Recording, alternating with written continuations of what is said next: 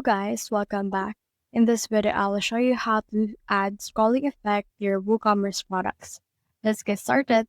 In order to do that, we need to head over and search in here for a particular plugin or for two particular plugin. Click on the search plugin right here and search in here for Elementor. Once you have searched for this, just head over and then look for the Elementor application, which is this one, and just head over and install and activate it. The second plugin that we want is the Shop Blender. So search in here for that. And then once you have searched for it, you should be able to see it from in here. Here it is right here, just install and activate it as well. So I've already done this step. So let's head over right here to our shop page. And then in here, you can search in here for product.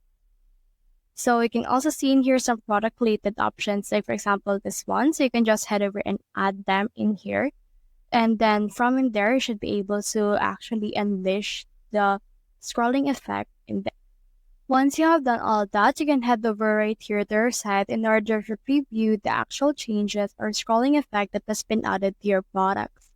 So let's head over right here to our products, and then let's head over to our shop page. Now you can head over and scroll to this particular part. So that's the whole process. If you have found this video helpful, simply leave a like or subscribe because it helps reach more people. See you soon.